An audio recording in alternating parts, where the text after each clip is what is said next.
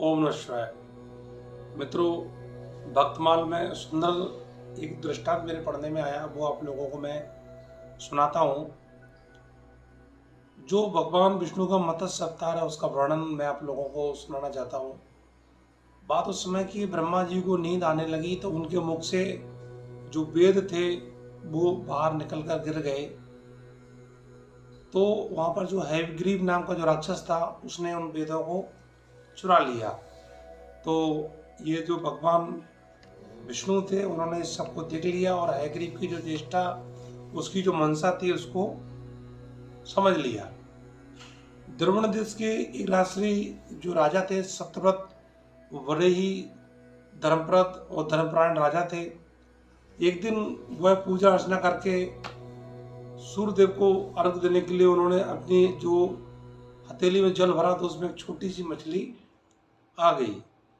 तो उन्होंने पुनः उसको जल में छोड़ दिया तो मछली ने आवाज़ लगाई कि हे राजन, आप मेरी रक्षा कीजिए, यहाँ पर मुझे बड़े जीव जंतु खा जाएंगे, आप अपने घर ले चलिए।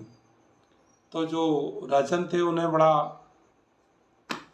बहुत बड़ी प्रसन्नता हुई और थोड़ा ये घमंड भी हुआ और उन्होंने बोला ठीक है।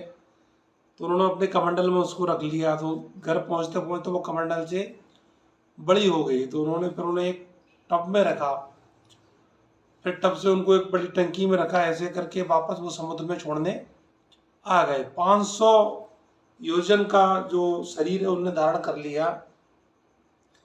तो उन्हें अपनी भूल का एहसास हो गया। तो वो कहते हैं कि हे भगवान, आप बताइए, आप साधारण तो नहीं है, आप जरूर कोई ना कोई बड़ी जो मूर्ति है वो जो मेरी परीक्षा लेना चाहते थे, मुझे क्षमा करें और अपना असली रूप में आए।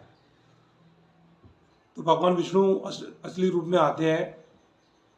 वो कहते हैं कि आज से 7वें दिन भगवान जो ब्रह्मा जी की रात्रि समाप्ति होगी और पृथ्वी का प्रलय होगा। तो एक नाव आपके पास आएगी, आप उस नाव में बैठ जाना और जो जड़ी बूटियों के जो बीज हैं और जो भी सारी सामग्री उन्होंने भगवान ने बताई उसको रख लेना। ठीक 7 दिन बाद वैसा ही होता है। नाव आती है, भगवान विष्णु जो मछली का अवतार धारण करते हैं और सत्यव्रत को बचा लेते हैं और हयग्रीव नाम के जो राक्षस है उसको मारकर जो वेद है वो उससे छुड़ा लेते हैं। ये जो कथा है ये भगवत पुराण से ली गई है। अब इसमें पद्म पुराण की भी एक कथा आती है, वो भी सुन लीजिए, इसी से मत्स्य अवतार से जुड़ी हुई है।